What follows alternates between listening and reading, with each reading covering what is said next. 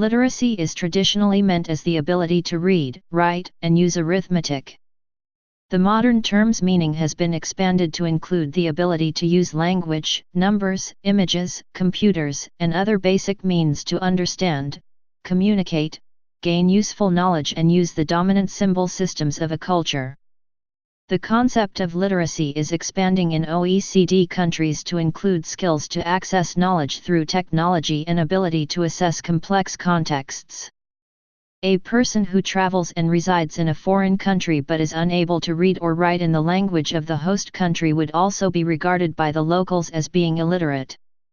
The key to literacy is reading development, a progression of skills that begins with the ability to understand spoken words and decode written words, and culminates in the deep understanding of text.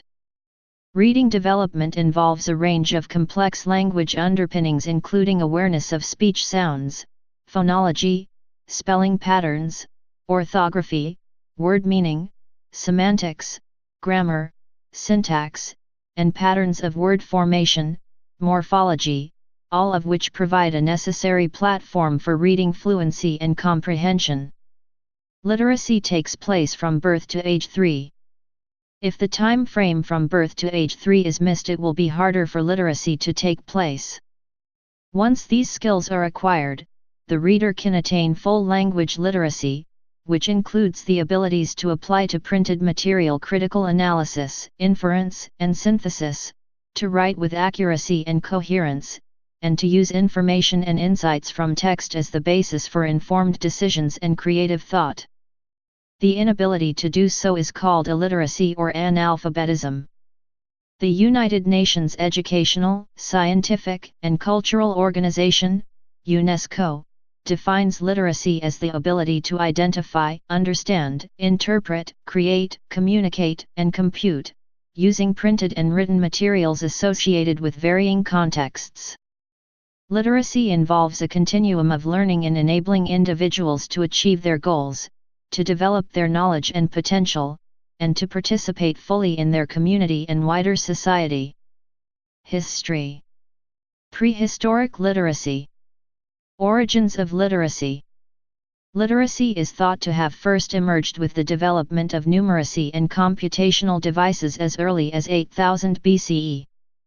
Script developed independently at least 4 times in human history in Mesopotamia, Egypt, India, lowland Mesoamerica, and China. The earliest forms of written communication originated in Sumer, located in southern Mesopotamia about 3500 to 3000 BCE. During this era, literacy was a largely functional matter, propelled by the need to manage the new quantities of information and the new type of governance created by trade and large-scale production. Writing systems in Mesopotamia first emerged from a recording system in which people used impressed token markings to manage trade and agricultural production.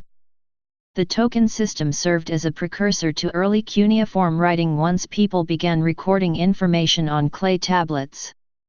Proto-cuneiform texts exhibit not only numerical signs, but also ideograms depicting objects being counted. Egyptian hieroglyphs emerged from 3300 to 3100 BCE and depicted royal iconography that emphasized power amongst other elites. The Egyptian hieroglyphic writing system was the first notation system to have phonetic values. Writing in lowland Mesoamerica was first put into practice by the Olmec and Zapotec civilizations in 900 to 400 BCE. These civilizations used glyphic writing and bar and dot numerical notation systems for purposes related to royal iconography and calendar systems. The earliest written notations in China date back to the Shang dynasty in 1200 BCE. These systematic notations were found inscribed on bones and recorded sacrifices made, tributes received, and animals hunted, which were activities of the elite. These oracle bone inscriptions were the early ancestors of modern Chinese script and contained logosyllabic script and numerals. These examples indicate that early acts of literacy were closely tied to power and chiefly used for management practices, and probably less than 1% of the population was literate, as it was confined to a very small ruling elite. Origins of the alphabet. According to social anthropologist Jack Goody, there are two interpretations that regard the origin of the alphabet. Many classical scholars, such as historian Ignace Gelb, credit the ancient Greeks for creating the first alphabetic system, c. 750 BCE, that used distinctive signs for consonants and vowels.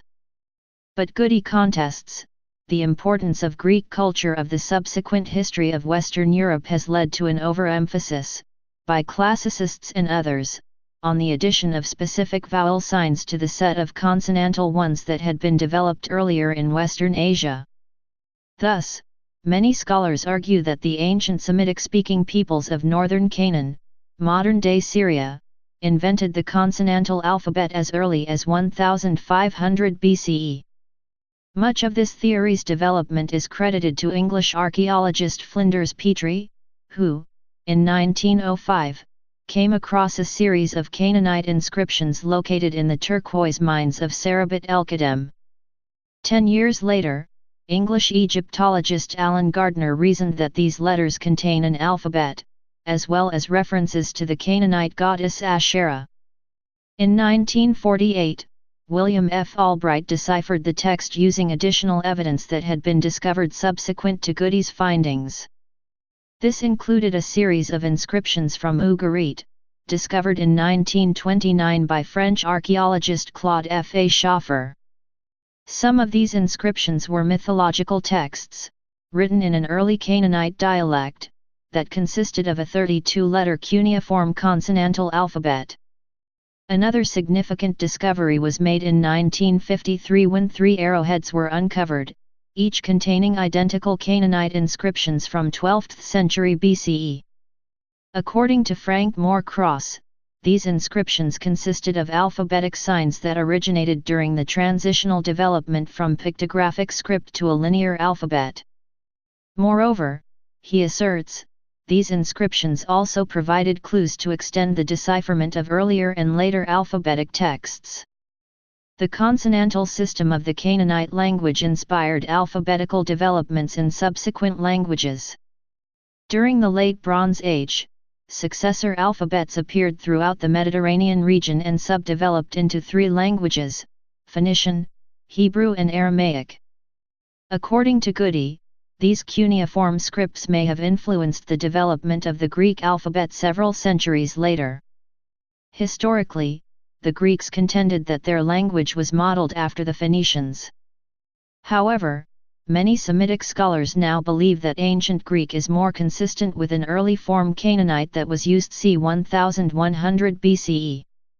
While the earliest Greek inscriptions are dated c. 8th century BCE, epigraphical comparisons to Proto-Canaanite suggest that the Greeks may have adopted the language as early as 1100 BCE, and later added in 5 characters to represent vowels. Phoenician, which is considered to contain the first linear alphabet, rapidly spread to the Mediterranean port cities in northern Canaan. Some archaeologists believe that Phoenician scripture had some influence on the developments of the Hebrew and Aramaic alphabets based on the fact that these languages evolved during the same time period, share similar features, and are commonly categorized into the same language group. When the Israelites migrated to Canaan between 1200 and 1001 BCE, they also adopted a variation of the Canaanite alphabet. Barak ben Neriah, Jeremiah's scribe, used this alphabet to create the later scripts of the Old Testament. The early Hebrew alphabet was prominent in the Mediterranean region until Chaldean Babylonian rulers exiled the Jews to Babylon in the 6th century BCE. It was then that the new language, Square Hebrew, emerged and the older language rapidly died out. The Aramaic alphabet also emerged sometime between 1200 and 1001 BCE. As the Bronze Age collapsed, the Aramaeans moved into Canaan and Phoenician territories and adopted their scripts. Although early evidence of this writing is scarce, archaeologists have uncovered a wide range of later Aramaic texts, written as early as the 7th century BCE. Due to its longevity and prevalence in the region, Achaemenid rulers would come to adopt it as a diplomatic language. The modern Aramaic alphabet rapidly spread east to the kingdom of Nabatea, then to Sinai and the Arabian Peninsula, would make its way to Africa. Aramaic merchants carried older variations of the language as far as India, where it later influenced the development of Brahmi scripture. It also led to the developments of Arabic, Pahlavi, an Iranian adaptation, as well as for a range of alphabets used by early Turkish and Mongol tribes in Siberia, Mongolia, and Turkestan. Literacy at this period spread with the merchant classes and may have grown to number 15 to 20% of the total population. The Aramaic language would die out with spread of Islam and with it, its influence of Arabic. Ancient and post-classical literacy. Until recently it was thought that the majority of people were illiterate in ancient times. However, recent work would challenge this perception. Anthony D'Orenzo asserts that Roman society was a civilization based on the book and the register, and no one, either free or slave, could afford to be illiterate. Similarly, Dupont points out, the written word was all around them, in both public and private life, laws, calendars, regulations at shrines, and funeral epitaphs were engraved in stone or bronze. The Republic amassed huge archives of reports on every aspect of public life. When the Western Roman Empire fell apart, literacy became a distinguishing mark of the elite, and communication skills were politically important. Even so, in pre-modern times it is unlikely that literacy was found in more than about 30 to 40% of the population. In the late 4th century, the Desert Father Pachomius would expect literacy of a candidate for admission to his monasteries. They shall give him 20 psalms or 2 of the Apostles' epistles or some other part of Scripture. And if he is illiterate, he shall go at the 1st, 3rd, and 6th hours to someone who can teach and has been appointed for him. He shall stand before him and learn very studiously and with all gratitude. The fundamentals of a syllable, the verbs and nouns shall all be written for him, and even if he does not want to, he shall be compelled to read. Modern literacy. Spread of literacy since the mid-20th century. Literacy data published by UNESCO displays that since 1950, the adult literacy rate at the world level has increased by 5 percentage points every decade on average, from 55.7% in 1950 to 86.2% in 2015. However, for 4 decades, the population growth was so rapid that the number of illiterate adults kept increasing, rising from 700 million in 1950 to 878 million in 1990.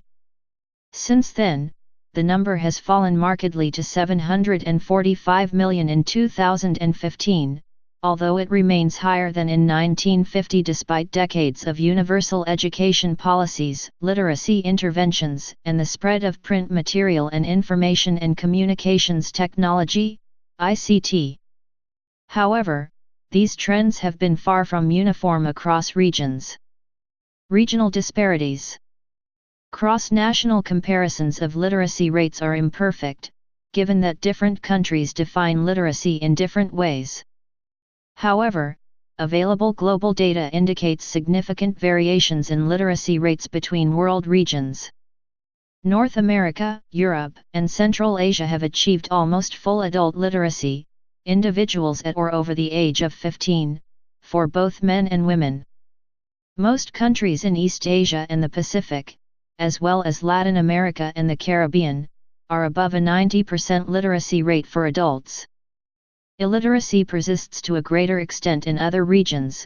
2013 UNESCO Institute for Statistics, UIS, data indicates adult literacy rates of only 78.12% in the Arab states, 67.55% in South and West Asia, and 59.76% in Sub-Saharan Africa.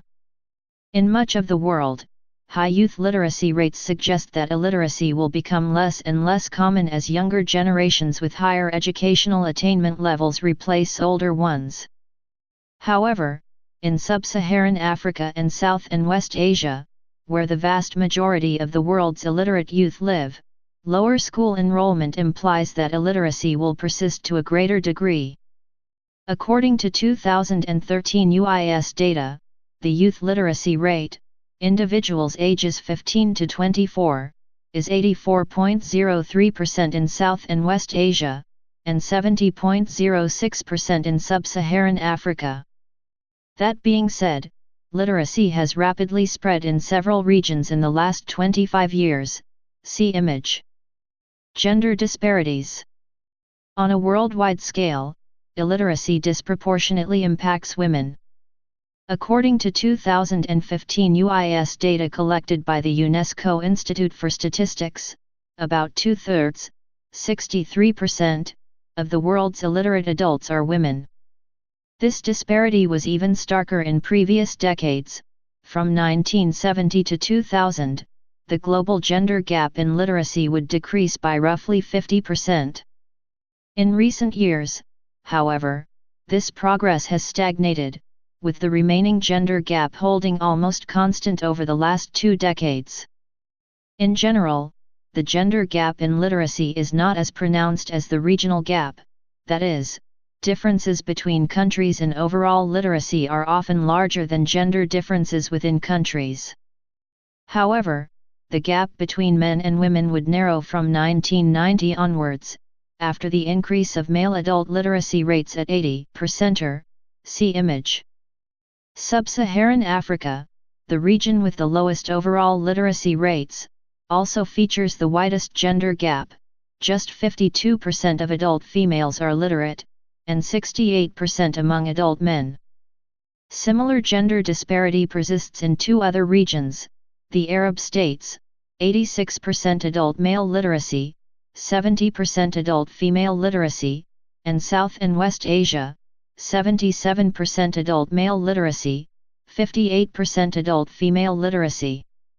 The 1990 World Conference on Education for All, held in Jamshid, Thailand, would bring attention to the literacy gender gap and prompt many developing countries to prioritize women's literacy.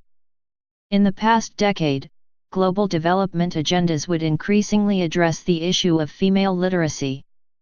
For example, UN Secretary-General Ban Ki-moon would center his 2010 International Literacy Day speech around the theme "Empowering Women Through Literacy Empowers Us All," emphasizing the broad societal progress that higher female literacy rates could promote. In many contexts, female illiteracy coexists with other aspects of gender inequality.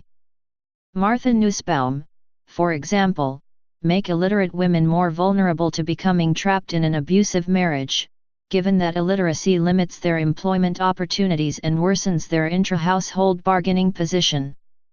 Moreover, Nussbaum links literacy to the potential for women to effectively communicate and collaborate with one another in order to participate in a larger movement for political change.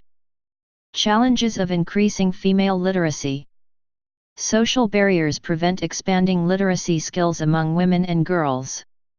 Making literacy classes available can be ineffective when it conflicts with the use of the valuable limited time of women and girls. School-age girls, in many contexts, face stronger expectations than their male counterparts to perform household work and care after younger siblings. Generational dynamics can also perpetuate these disparities.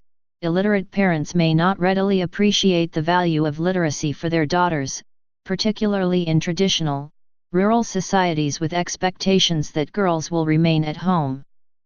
A 2015 World Bank and the International Center for Research on Women review of academic literature would conclude that child marriage, which predominantly impacts girls, tends to reduce literacy levels. A 2008 analysis of the issue in Bangladesh found that for every additional year of delay in a girl's marriage, her likelihood of literacy would increase by 5.6%.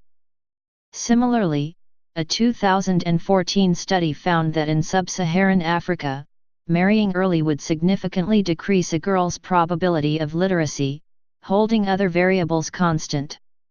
A 2015 review of the child marriage literature therefore would recommend marriage postponement as part of a strategy to increase educational attainment levels, including female literacy in particular.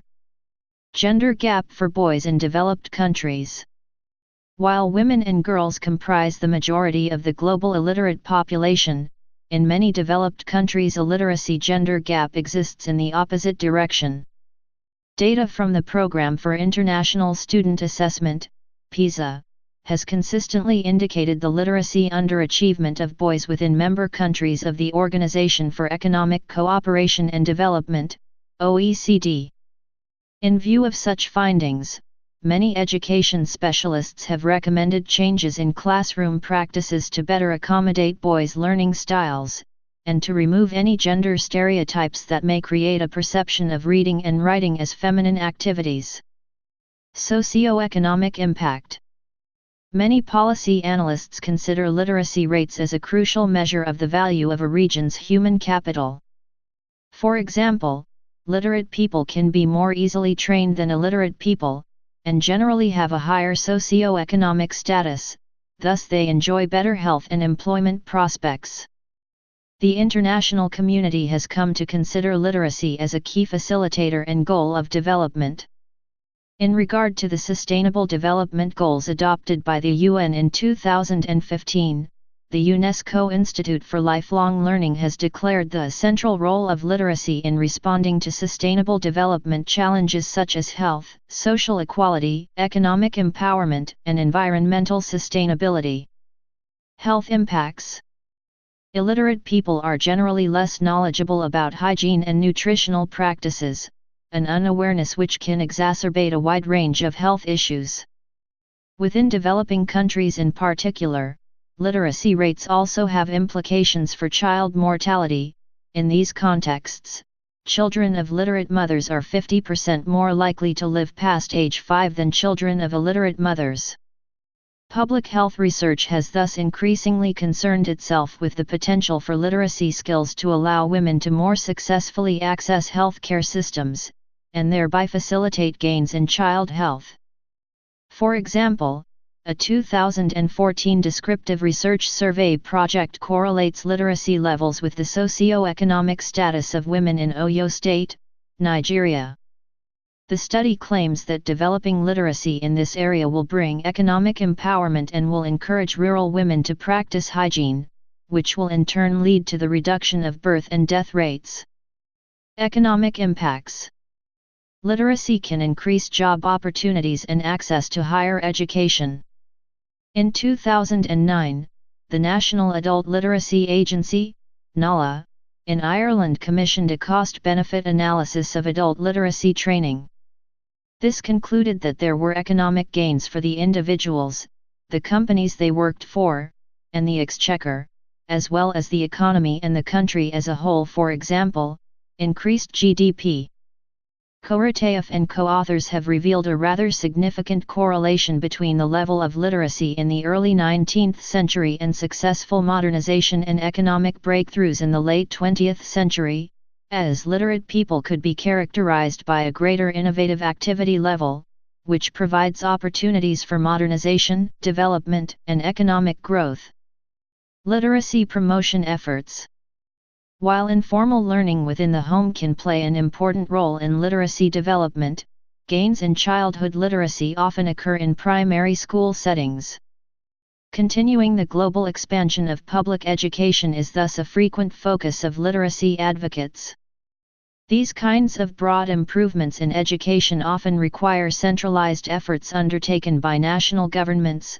Alternatively, local literacy projects implemented by NGOs can play an important role, particularly in rural contexts. Funding for both youth and adult literacy programs often comes from large international development organizations. USAID, for example, steered donors like the Bill and Melinda Gates Foundation and the Global Partnership for Education toward the issue of childhood literacy by developing the early grade reading assessment. Advocacy groups like the National Institute of Adult Continuing Education have frequently called upon international organizations such as UNESCO, the International Labour Organization, the World Health Organization, and the World Bank to prioritize support for adult women's literacy. Efforts to increase adult literacy often encompass other development priorities as well. For example, initiatives in Ethiopia, Morocco, and India have combined adult literacy programs with vocational skills trainings in order to encourage enrollment and address the complex needs of women and other marginalized groups who lack economic opportunity. In 2013, the UNESCO Institute for Lifelong Learning published a set of case studies on programs that successfully improved female literacy rates. The report features countries from a variety of regions and of differing income levels, reflecting the general global consensus on the need to empower women through the acquisition of literacy skills.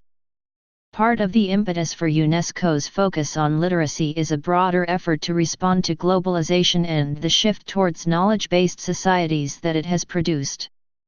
While globalization presents emerging challenges, it also provides new opportunities. Many education and development specialists are hopeful that new information and communications technologies, ICTs, will have the potential to expand literacy learning opportunities for children and adults, even those in countries that have historically struggled to improve literacy rates through more conventional means. Literacy as a development indicator.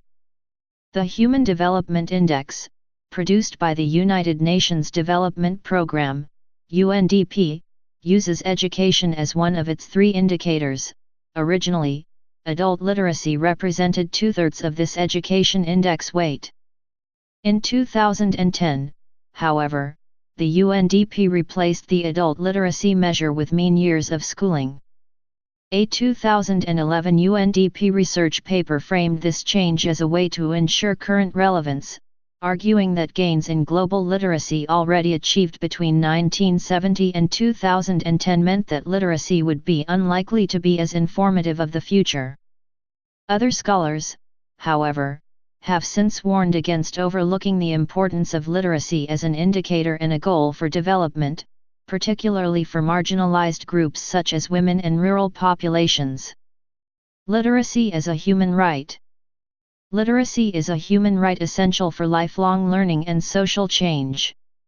As supported by the 1996 report of the International Commission on Education for the 21st Century, and the 1997 Hamburg Declaration, literacy, broadly conceived as the basic knowledge and skills needed by all in a rapidly changing world, is a fundamental human right.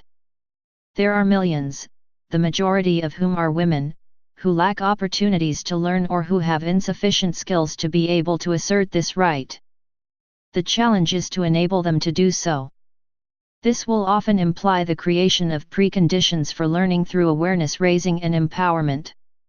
Literacy is also a catalyst for participation in social, cultural, political, and economic activities, and for learning throughout life. U.S. public library efforts to promote literacy.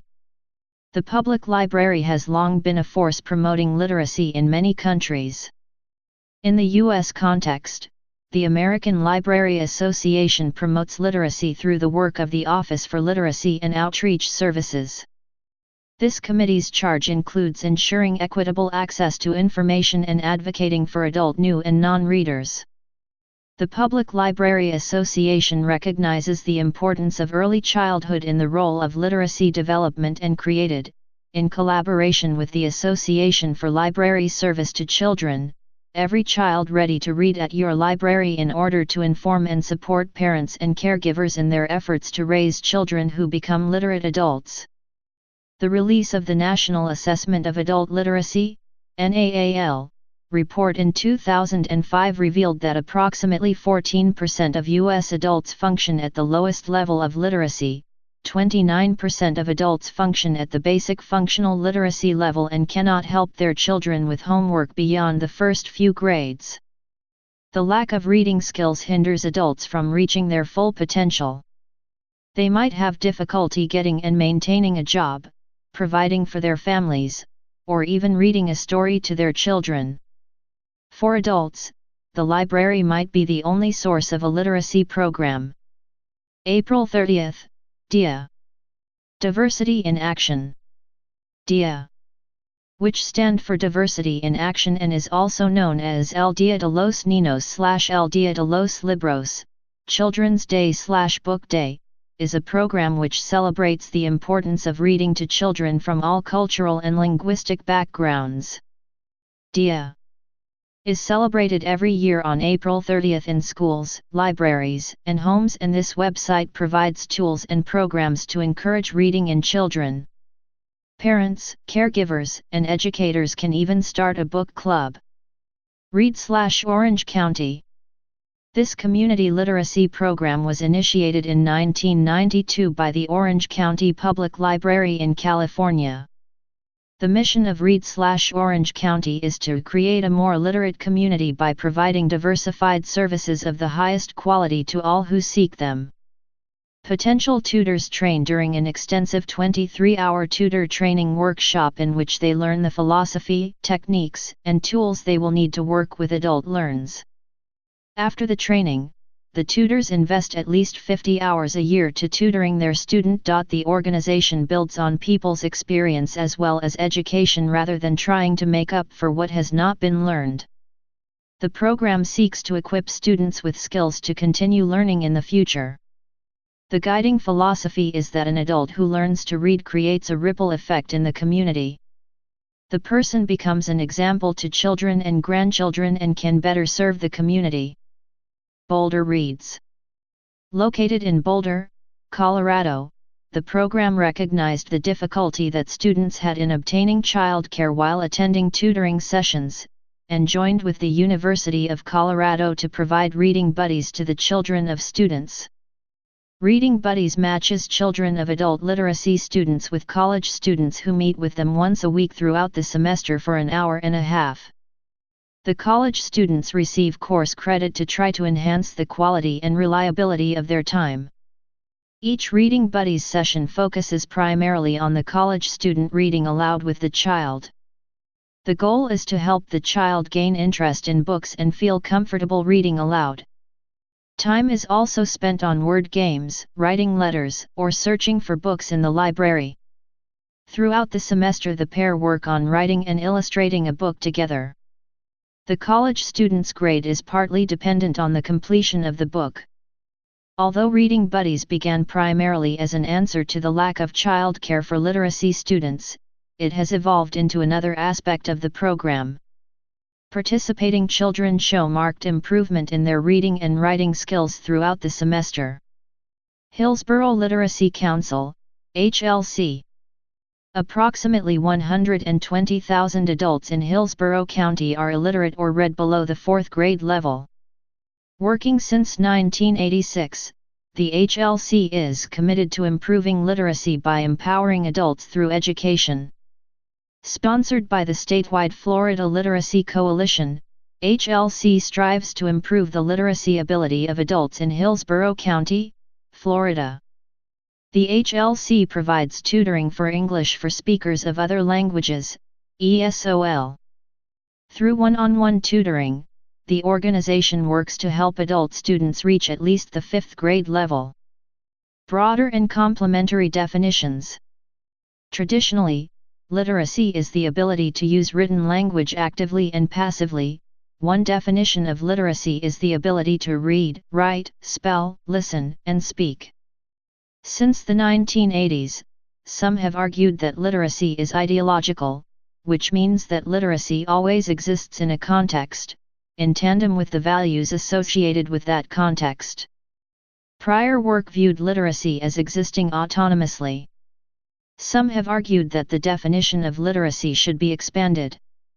For example, in the United States, the National Council of Teachers of English and the International Reading Association have added visually representing to the traditional list of competencies.